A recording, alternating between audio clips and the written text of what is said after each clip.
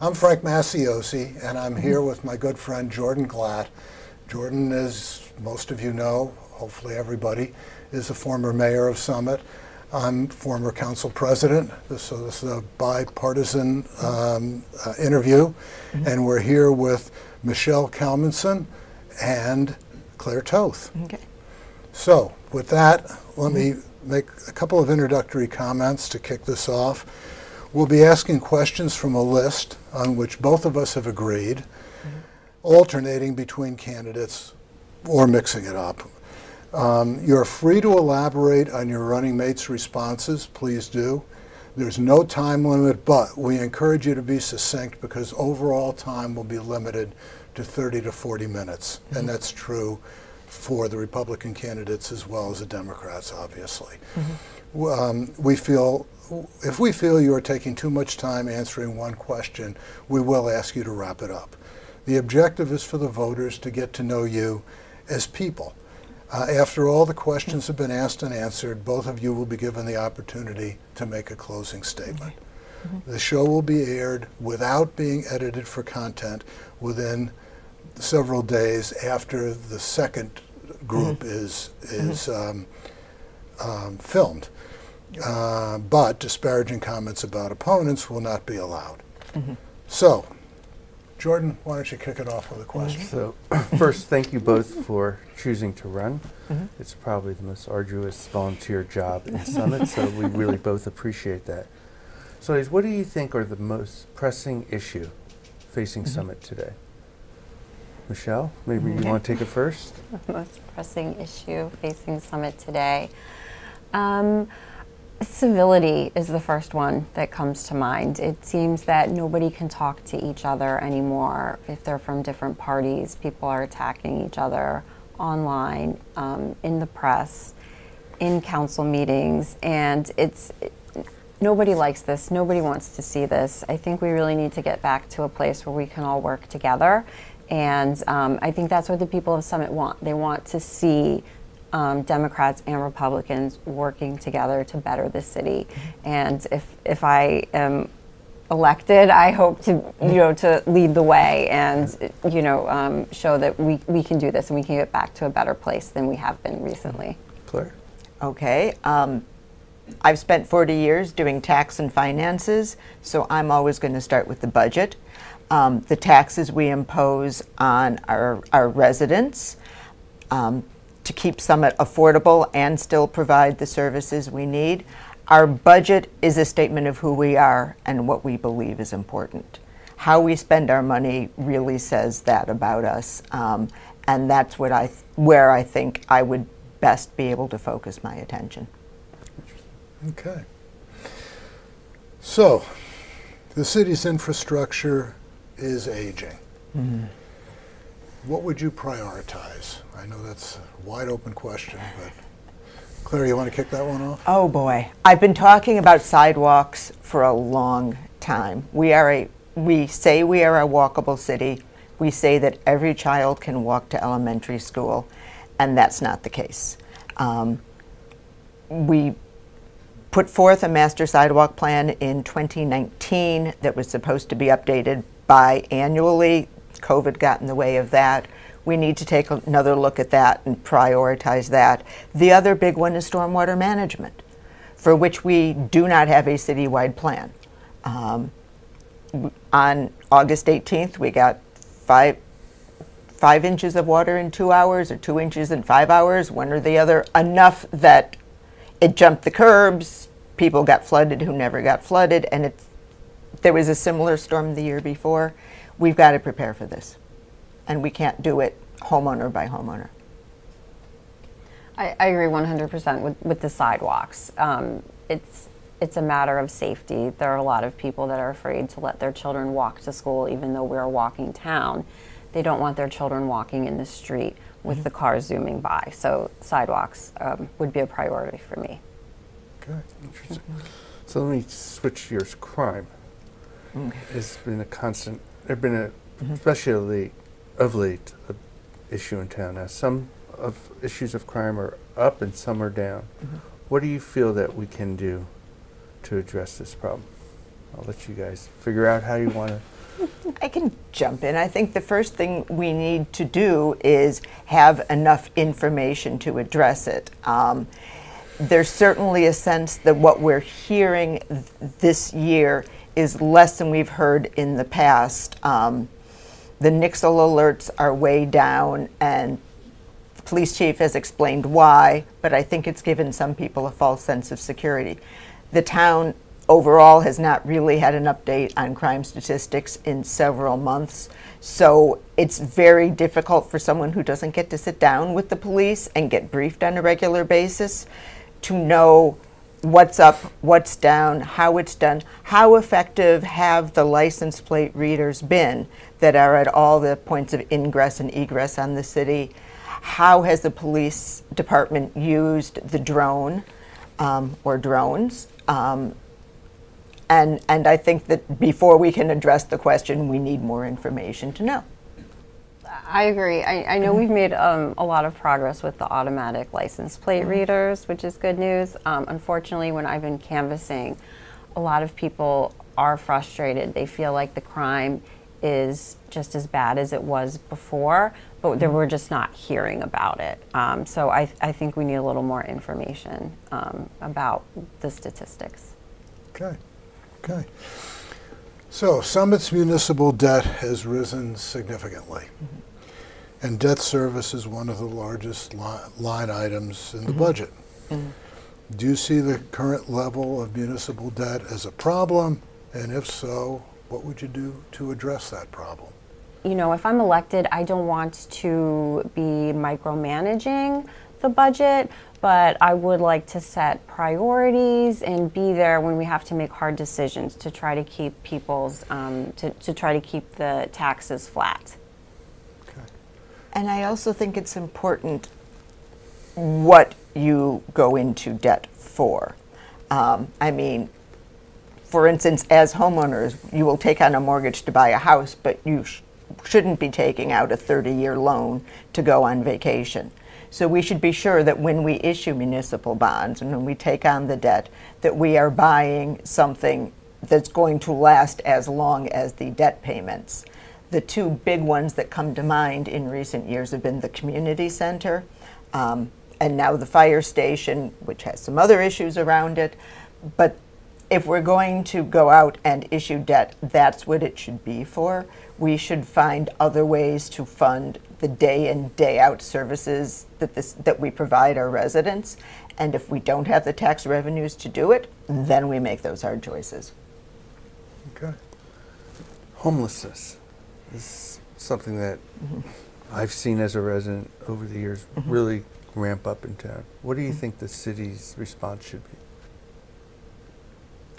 I think what the city did last year in joining with Union County's continuity of care was the right move. To back up for a moment, New Jersey delivers services to the homeless and unhoused on a county-by-county basis, based on last residence of the person who's homeless.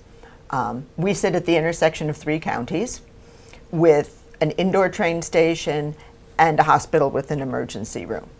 So we're going to end up with a lot of unhoused people who aren't necessarily from Union County. Joining the Continuity of Care organization has allowed us to funnel folks to the right place to get the services they need. I believe the last report I saw from Bridges is that we had gotten the chronic unhoused population down from about 50 to about 20. Now 20 is still too many. And we know that the last person for who we housed is easier than the next person we house. We're chipping away at it. Summit's not special. Everybody has this problem, and if there were a magic wand, it would be solved. But I think that by joining in the solution that the state of New Jersey offers and having access to the caseworkers and the social services, we're moving in the right direction. Michelle? I agree with Claire 100%. And I appreciate Warm Hearts and Bridges so much for all the work that they do to help take care of the people who are in town who haven't been able to be housed yet. Okay, Yeah. great, thank you. So the city's court-ordered affordable housing has been a challenge for previous councils. What's your vision of how the city ought to deal with this obligation? Well, I think I would like to know what the plans are from current council. I think there's an opportunity to revisit the firehouse property, whereas the original Broad Street West was too big. Maybe there's an in-between, and maybe we could get some more housing there. Mm-hmm. Okay. Claire, would you like to Well, elaborate? I will say, I'm earlier this year, a group of volunteers did come together, unaffiliated within the organization, and presented this council with an affordable housing option that would meet our current obligation and go a long way towards the next round that's going to kick in next year. Council said no, and I find that very disappointing. I think they have set themselves up for a lawsuit. Summit's big challenge is it's a fully built up city. There's not a lot of space. I think there are ways to get creative. Both Michelle and I, as we've been canvassing, you see vacant lots tucked in here and there. The city does have an affordable housing trust fund. There's the opportunity to work with whoever owns those properties to buy them and put up 1 or 2 units at a time so that it's integrated within the community. And there are some things we could do with the zoning laws that would be a bigger challenge. For instance, we don't allow flag lots where you've just got a driveway going all the way back behind. And there are certainly lots large enough to be subdivided that could be of interest to the homeowner if that were a possibility. Okay. So the closing of Maple Street has been an issue in summers past. This year, it was open. What's your feeling on the use of that street during the summer? I think I am fully supportive of closing Maple during the summer for outdoor dining.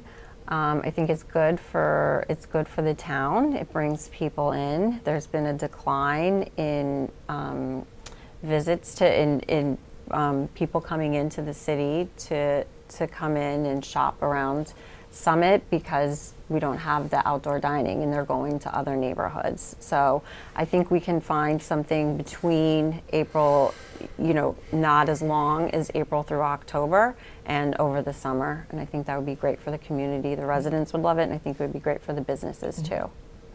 Yeah, and I was the treasurer of SDI when we did close Maple Street the 2 years that we did, and it was huge for businesses. It helped keep downtown going through the pandemic, and people loved it.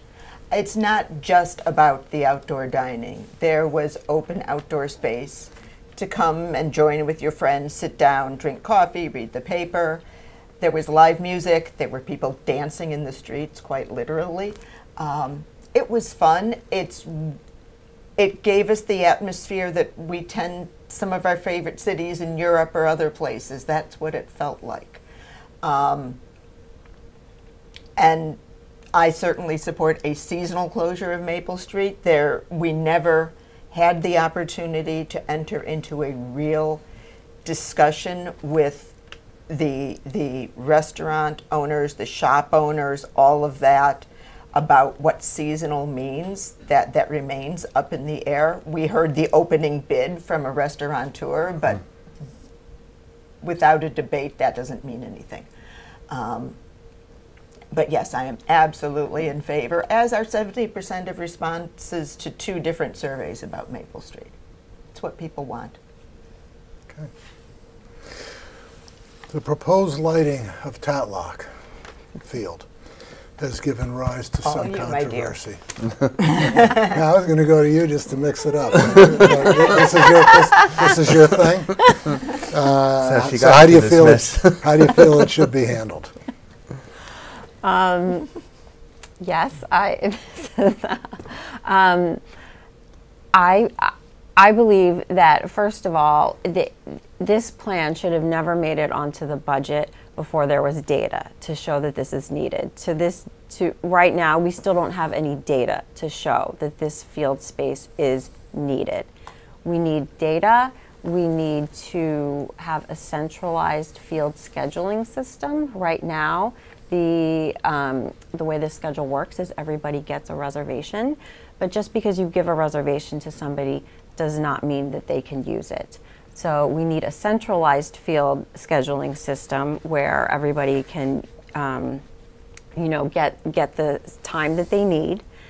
We have a brand new field on the lower high school, which has not been taken into account yet. And I think that everything needs to stop. The council just spent, I think, close to $40,000 on studies over the summer for traffic and environmental studies when they still haven't shown us the data to show that they need these lights. So I think everything needs to stop until we see some data and see a brand new field scheduling system, and also how we can use the lower field at the high school. And if we're going to go into money, I think the proposal for the lights was $1.6 million, and the capital budget going out several years proposed as much as $5 million towards additional improvements on Tatlock. That would buy a lot of sidewalks. That would buy a lot of stormwater management. And again, it really goes back to what does the city need to continue functioning at a high level for all of its residents versus a want for a subset of them. Okay, thank you. So earlier this year, council passed the resident protection ordinance. It's quite a euphemism right there. Wondering what your thoughts are on that ordinance. I actually gave my thoughts at council when it was passed. It is, as have attorneys with much more direct criminal experience than I've ever had. It basically duplicates a state law that criminalizes those behaviors, and courts have traditionally said if the state's already doing it, a city can't, and thrown the ordinance out, so we expect it to get tested. It's badly written, and under the literal words of the statute, a homeowner who was away when a burglar entered the home and then entered his home would violate the ordinance. I think I've seen in the police blotter it's been used twice, and once was against somebody who had way too much to drink and wandered into a home. So it's not something that we're seeing actually getting used.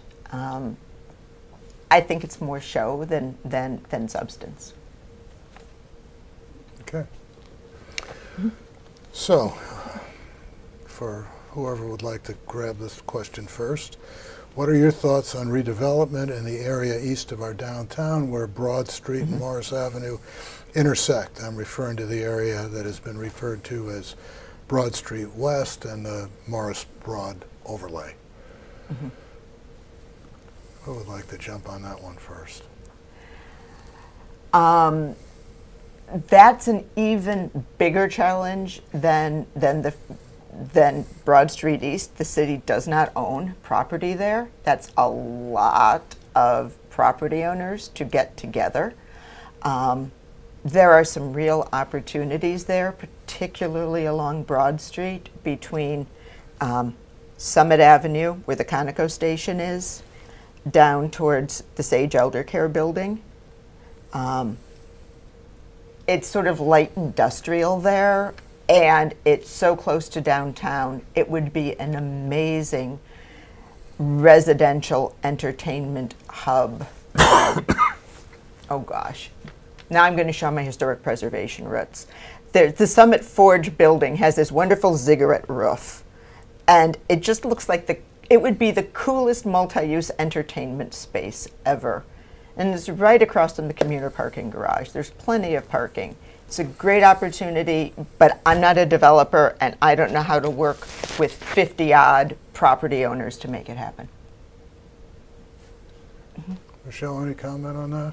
I mean, I think that sounds like an amazing idea. I would want to know what the community thinks. I mean, it's very important to me to know how the community feels about something, listening to the community. But that's one of the reasons I'm running, is that I felt like I wasn't being listened to, and that my group was not being listened to. So I would definitely want to know what the community has to say about that. Okay. So pedestrian safety has been a perennial concern. So we know how you feel on sidewalks. What else do you believe we should be doing? More of the crossing beacons.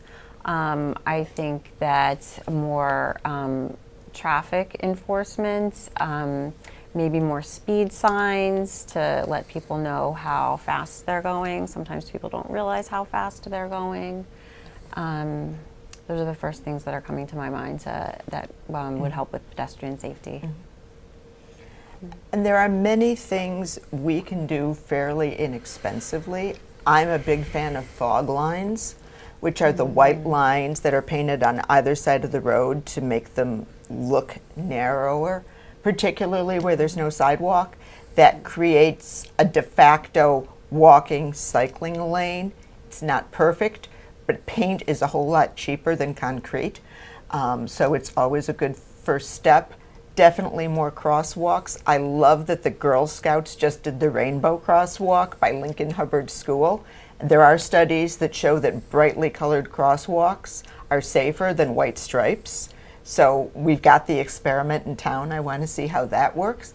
I think multiple crosswalks on a street and multiple flashing beacons can slow people on roads like Glenside or Baltus Road or Orchard, where the speed limit's 40 miles an hour on residential streets. So if there's more than just one place to slow down, but you've got to keep slowing down, I think that would help calm traffic. And I know people always ask for speed humps, but I think that's maybe the fourth thing you try. Okay.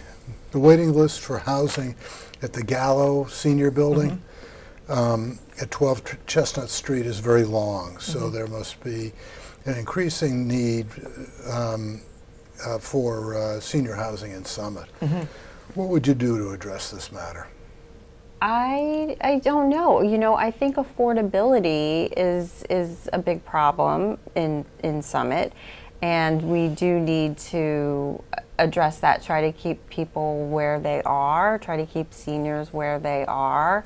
I've been canvassing, and one of the things that I hear from seniors is that it's just too expensive, and they're on a fixed income, and the taxes are a problem. So I think affordability is something that we really need to address. One possible, I think it's a multi-pronged problem. You've got to do a bunch of different things. But one place I would like to start, in the master plan revision from 2016, it said we should really carefully consider allowing affordable dwelling units or granny flats, the apartment over the garage, the apartment in the basement. Summit currently does not permit them. There is a bill in Trenton that's sitting in a Senate committee that would require every municipality in New Jersey to permit accessory dwelling units as a matter of course. But that allows seniors to, essentially to move in with their children and still maintain some privacy and dignity. It allows young adults to move back to the community and afford to be here. They can't afford it either. And it gives us more housing options that are little A affordable without necessarily adding density, because an accessory dwelling unit is is a choice. It's not a requirement. So, is there anything else you would like the voters to know about you or your views? Michelle? Yeah, something about me and why I find Summit so special is, when I was growing up, I grew up in a great town and, really good schools, but they were always redistricting the kids from one school and then a different school. So you were always leaving your friends. And I never really felt like I belonged in the town, if that makes any sense, because I was always bouncing around to different schools. So when we were looking for somewhere to move, it was really important to us to have a good school system for the kids. My kids are now in 7th grade and 4th grade, and they are growing up the way I wish I had grown up. They have made friends starting in 1st grade. By the time my son got to middle school, he knew so many kids. So the sense of community here is so amazing, and it's exactly what I wanted for my children to have growing up. And we're just like really so thrilled that we're here and that they get to grow up in this beautiful town. Yeah, good. Claire? I have to follow that. I was going to come at this from a very different way. In fact, the best part about running for council in Summit is going door to door and talking to people and finding out what their concerns, what they want for Summit, what they want for their families in Summit. And I think most of them want what you have found, Michelle. But I have learned so much about our community, about the different people who make it up, and about the ways they'd like to see it be a little better. It's been an amazing education, and I wouldn't trade it for the world. So we have about 2 minutes left. Okay. So I don't know if this may be the last one. Why are you Democrats? That's like asking me why I'm left-handed. You were born that way? Jordan, I know you particularly love to say that there is no Democratic or Republican way to fix a pothole. Oh, you just said that to get elected. And it worked. That's true, and I also believe that there is a Democratic or a Republican way to decide which potholes to fix or whether to fix the potholes at all. And I truly believe that Democrats sincerely are in there, that local government in particular is there to help all of the residents and not to favor some over others. That's what I've tried to do in all my volunteer work over the years, and it's what I would do on council. Michelle? Yeah, I believe that the role of the government is to serve the people, to help the people. That government is a good thing. And if elected, I hope to be a part of that, of serving the community and being good for the community. Okay. Sorry, Frank. I think we are about out of time. Okay. So with that, thank you both very much for participating in this conversation. I think it really does give the voting public a chance to get to know you a little bit as people. And so, thank you.